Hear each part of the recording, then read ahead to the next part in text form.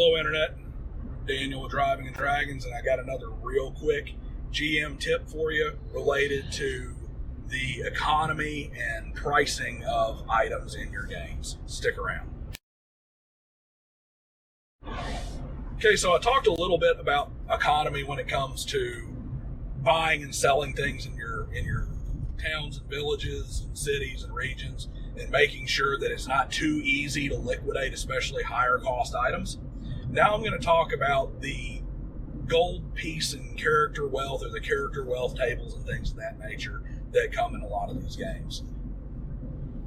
And the differences between balancing a player's equipment versus that representation. So in a lot of games, you'll have like a character wealth type table. Some games don't have levels, but they'll have different starting wealth levels for different paths of life and that sort of thing.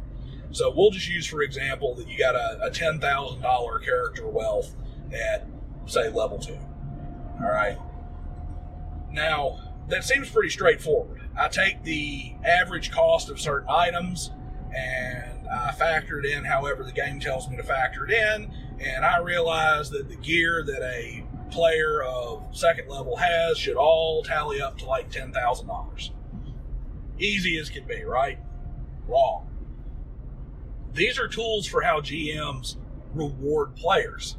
And there is a radical difference between let's just say a level 2 character who is allowed to take his character wealth, say he's got $5,000 in character wealth or $10,000 in character wealth, and for him to just go through the Sears and Roebuck catalog and pick out everything he wants, and the same $10,000 value for that second level character, but his equipment is all made up of various things that the game master awarded him, and maybe they're not specifically what he wanted, but they're still better and he uses them.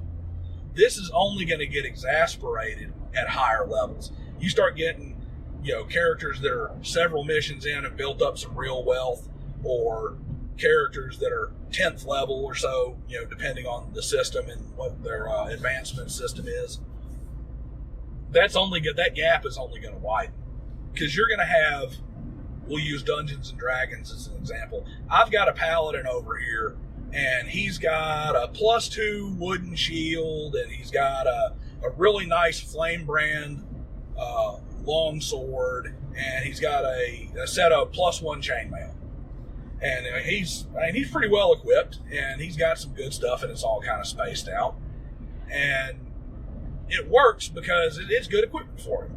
However, you got this other paladin over here who has like a +2, has a Holy Avenger and a Masterwork steel shield, and then a +1 set of plate armor. And you look at it, and it's like, well, how's he much different than the other one? They both have the same gold piece amount, for example. Well, they do, but this paladin over here had to exchange his plate mail and whatnot for chainmail, because the magical armor he found that's better than regular plate mail, is just chain. And he didn't specialize in, he specialized all of his skills and feats into longsword and his proficiencies, but he found this really super awesome flame brand mace. So now he's using a mace, and he had to make the choice that the mace was a little bit better than the bonuses he got on the longsword. And then he's got this wooden shield that's a good wooden shield. Meanwhile, the other guy, who basically just took the money and went and got the baddest longsword he could get for a paladin. He's got a Holy Avenger. And yes, the dollar amount's there, but everything is stacked. All of his abilities and everything are stacked, and he's got a weapon specifically designed for his class. Then he didn't give up the plate mail for the chain mail. He's just got +1 plate mail because he was able to buy it. And what did he sacrifice? Well, he went with a metal shield, and he just went with the masterwork quality on it. These characters end up having the exact same dollar amount. Now, I didn't go and dig through a Dungeons & Dragons book to pull up, but just as an example, we say they both have the same total gold piece value in their equipment and their character wealth, but one is not like the other. One is radically more powerful than the other. So remember that. Those kind of things are to help you as a balancing tool for your game.